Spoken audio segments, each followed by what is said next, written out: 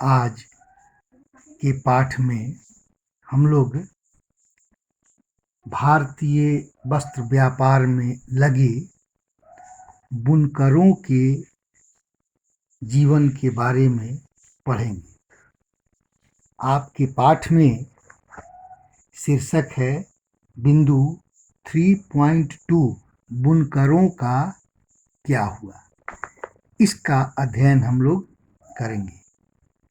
हम लोग जानते हैं कि ईस्ट इंडिया कंपनी की सत्ता स्थापित होने से पूर्व भारतीय बुनकरों की स्थिति बहुत अच्छी थी।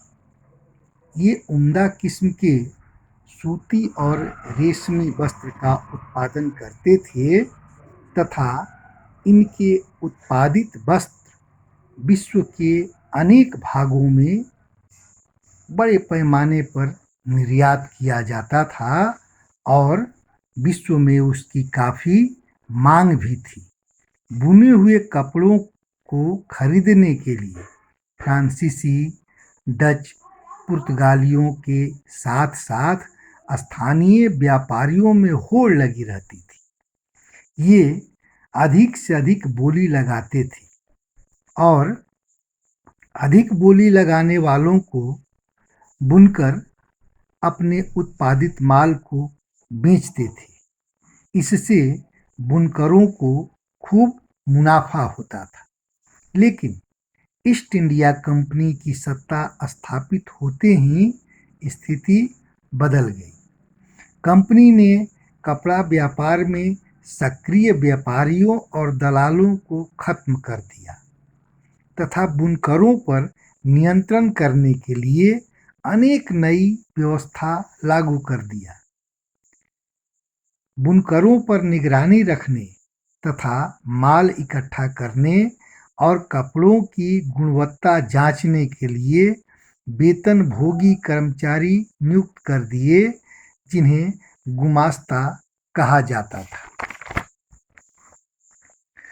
बुनकरों को पेशगी की व्यवस्था की गई। कंपनी तैयार माल प्राप्त करने के लिए बुनकरों को अग्रिम राशि या पेशगी देती थी।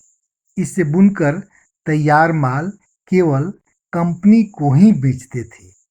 वो दूसरे को अपने उत्पादित माल को अब नहीं बेच सकते थे।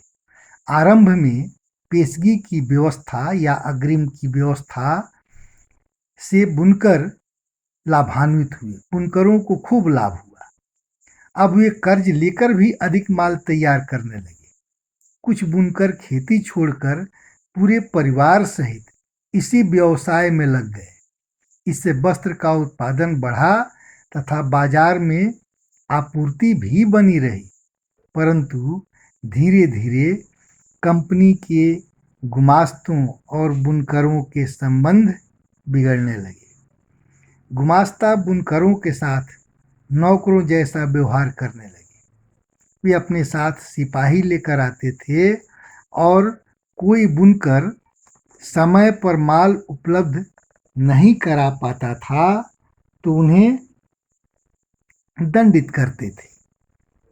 उन पर कोड़े बरसाए जाते थे और अनेक तरह से उनको प्रताड़ना दी जाती थी। इस व्यवहार से तंग आकर बहुत सारे बुनकरों ने अपना व्यवसाय छोड़ दिया। कुछ खेतिहर मजदूर बन गए, कुछ गांव छोड़कर दूसरे जगह पलायन कर गए। अर्थात अब बुनकरों की स्थिति काफ़ी बदतर हो गई। उनका जीवन अब सम्मानपूर्वक नहीं रहा। नतीजा यह हुआ कि बहुत सारे बुनकर, जैसा कि मैंने बताया, इस धंधे को छोड़ दिए। कुछ मजदूर बन गए और कुछ दूसरे जगह पलायन कर गए। तो आज के अध्याय में इतना ही। आप लोगों के लिए गृह कार्य रहेगा। ईस्ट इंडिया कंपनी के आने से बुनकरों के जीवन पर क्या प्रभाव पड़ा। ईस्ट इंडिया कंपनी के आने से बुनकरों के जीवन पर क्या प्रभाव पड़ा। धन्यवाद।